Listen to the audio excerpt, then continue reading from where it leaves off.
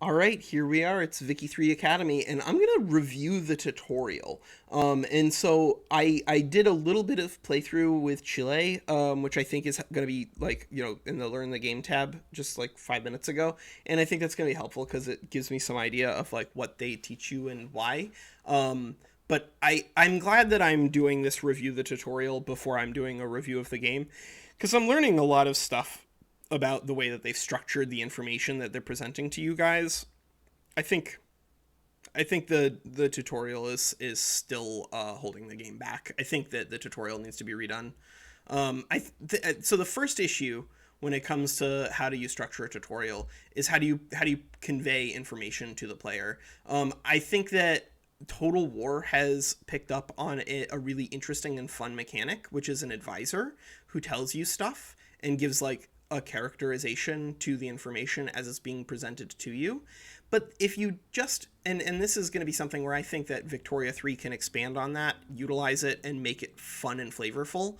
Rather than having one advisor, I think they should have two advisors, and I think the advisors should argue with each other, because if you have been participating at all in discussions on Discord or Reddit or really anywhere, then you'll understand that A, there are a lot of really complicated mechanics in Victoria 3, and B, there are a lot of interesting linkages between those complicated mechanics, and C, it's very, very difficult, if not impossible, because of how many moving parts there are, to know, like, absolutely quantitatively how much better this is than that thing. And so what you have to kind of do is do it experimentally, which leaves a lot of room for argument, which is why I think having multiple advisors, especially in a time frame and a theme where economics are so important, and economics even in the 21st century are such a fraught and debatable topic, that I think utilizing multiple advisors arguing with each other about the development of your country would emphasize right away the complexities of the game in a way that would be fun and engaging for a new player. This is not fun and engaging. This is the boring this is the most boring crap in the universe. Like, this is all true. This is all good. This is good. Look at that. All right, cool. We got the tab work going on. That's nice. All right. Nested tooltips. Nested tooltips are kind of cool. I think that when the tooltips don't really like tell you anything useful, then they're really annoying. I think that if you want to use nested tooltips, then my recommendation is to probably also borrow like the Civilopedia. So I played a lot of Civilization 4, and there the Civilopedia is just, it's a masterpiece. And so that's soft technology. You can bring that over here. Capacities, introduction, cool. Bureaucracy, authority, influence, awesome. Yep, sure, yeah, that's cool. And like some of the things, I'm not even certain there are like ways to make it be fun and engaging. Some of this is just sort of like information that needs to be used. All right, money can be spent later, going into debt, running a negative weekly balance, blah blah blah. Repaid whether weekly balance is positive, sure. All right. Yep, all of these are important info panels. Cool. Um, are Nope, wrong. Okay, so this panel right here, whether or not it's coming from an advisor or from here, is irrelevant. There should be a open outliner to advance to the next thing, because that needs to be there. Like you need to put, if it's not going to automatically open up when you load into the game, then the tutorial at least needs to make the player do that before they unpause. Because this is so valuable. This is so valuable. Even if it's a little overwhelming at first to have all of this information available to the new player, it's so unbelievably valuable, and it's going to save them like 10, 15, 20 minutes of frustration of trying to find the information that they know that they're looking for, because they probably are going to be like, I need to know how strong my intelligentsia are at some point, and then they're going to struggle to like figure out where it is. But if at this point on like minute 2 you say to the player, open the outliner and star these things, they're going to have a much better play and learning experience. Lenses are cute. All right, sure, yeah. Okay, that's nice. That is good. Lenses are good. There are a lot of different ways to build other than the lenses. And so they're not like the most the important thing in the universe, but they are helpful. Like declaring interests, that's kind of important, just a little bit. Yeah. So this is the problem, right? Here, they just want to get you to unpause, and that's okay. But if they're gonna do that, they should at the very least, yeah, they should tell you, all right, wheat farms in Santiago.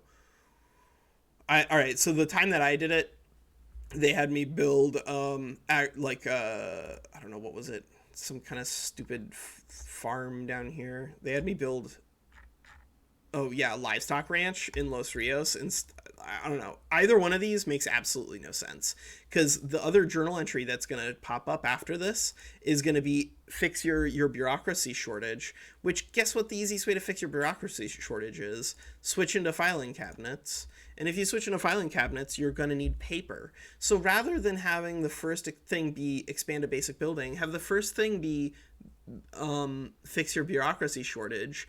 But in order to do that, you need to build a paper mill, because that immediately tells the player that there's like interesting and complex networks between buildings. It immediately tells them that. Whereas build a wheat farm in Santiago, first of all, this is a productivity 6.5. This is a productivity 17. Like, this is a gold mine that isn't maxed out.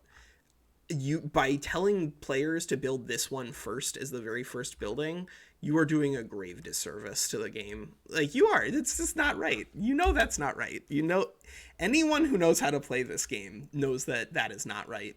And so you're immediately enforcing. I mean, like, you could even build a construction sector, right? But no, we're building a wheat farm immediately. You want to teach players, you don't need to teach players like the complexities and all of the backends for how to play well, but you do need to teach them how to play. And I don't think that they're doing that so far, because they're teaching you to just build buildings without understanding the consequences. At least until, maybe that's the real secret, is that there's another advisor over here. Let's immediately like just ignore all of these. Jesus Christ. This is where the advisors could be arguing with each other, right? You could have one of them who's like an old school mercantilist who's like, we need to be able to have a secure food supply. And then somebody else says, nonsense, this is the 19th century, the age of industrialization and free trade. We can rely on other nations to produce food for us, and then we can focus on expanding our construction and expanding our industry. And then the other one can be like, well, expanding your construction and your industry is expensive because they're like input goods that need to go into this. And so you're like, and then the other one's like, yeah, you're right, there are input goods and we need the input goods in order to fix our capacities problem here with government administration in Santiago. They talk about these things up here, and we have a road maintenance decree. I'm not going to use it because like I'm trying to review the tutorial, but like, if you're going to tell them here's a bunch of capacities and like what they do, and then have people do construction, then show them immediately, hey, there's ways to improve this, right? You can use the issue road maintenance here. Even if you don't want to have people explode their economy, which, by the way, they haven't had us do anything with our money yet, and so we're gonna hit gold reserves cap and just keep taxing people for no reason. Like, they're better. What? I understand that making a tutorial for a Paradox Interactive game is difficult because you don't want to like terrify off the newbies by going too far into goddamn outer space. But like, tell me why. Why are we expanding the wheat farms in Santiago, right? You can see having each profession, blah, blah, blah. Oh, now we're changing production methods is what it's telling us. Okay. I should have checked tell me why about food, but it probably would have said something about like helping your pops, which that's not really that important. That's one of those things that they should save that for a lot later, because that's really dangerous information to give to players without explaining the complexities associated with it. And if you don't understand the complexities of standard of living and you're watching this, that's okay. Standard of living is one of the most complicated aspects of the game, it's incredibly powerful and incredibly dangerous. Go watch my video on standard of living and pop needs if you want to know more. Um, yeah, okay, you might want to do some of these things. You might want to do some of these things, but you again, they want us to change production methods. What's the most obvious production method that we could be changing right now? It's not wheat farms. It's government administration into filing cabinets to fix the bureaucracy shortage we start with. What are they doing? What are they doing? Like, why? Why are these the pieces of information that you are giving to the players who have paid money to play this game? I love you, Paradox, and I love this game. This this tutorial so far is like almost as bad as the UI. It's not good. It's not good. It's harmful to the people who care about this game. Expand a tobacco plantation.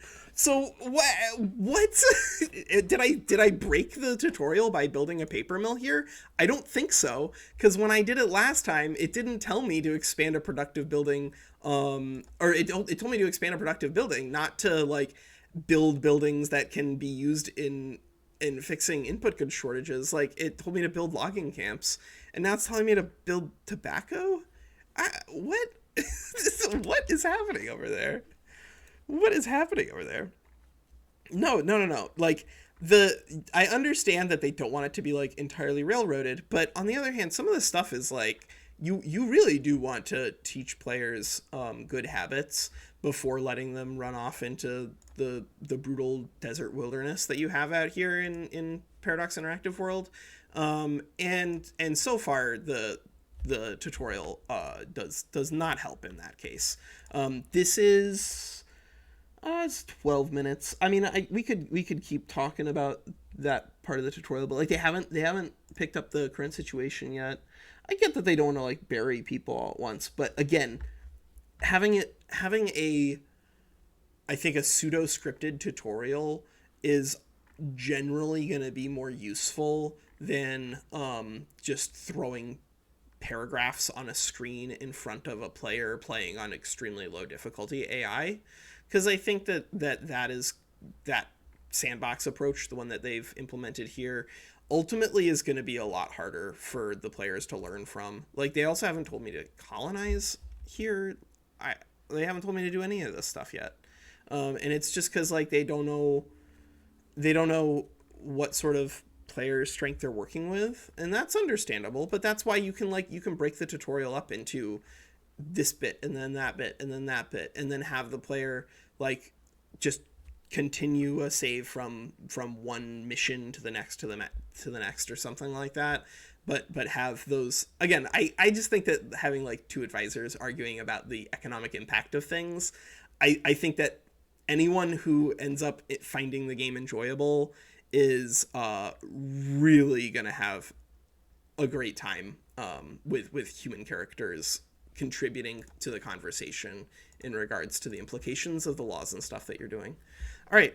Well, I'm gonna pause the review the tutorial episode 1 here, and I'm just gonna probably play all the way through until I get. Apparently, there's a point where it tells you to like get to GDP number 1 as Chile, and also finish the game, which Paradox, you guys have to know that your late games are not going to be particularly playable. You can't require people in a tutorial play all the way through to 1936 to get an achievement. They're going to get really mad. They're going to get really mad. And if you just let them like get an achievement for becoming, I don't know, like a great power as Chile, and then say, great, you completed the tutorial, you became a great power, and it's 1895 and their game is slowing down, then the person will be like, you know what, I feel like I learned a lot, I'm gonna leave. But if you tell them you have to play through to 1936 on the save file that you screwed up because you didn't know how to play initially in the 1860s, and now you know what mistakes you made, but you can't like fix them, and the performance is really bad. I don't know, guys. I love you so much, but this tutorial needs to be redone. That needs to be part of a patch at some point, because this is This is Walker. This is We Play Games, and this is review the tutorial Chile. Okay, take care.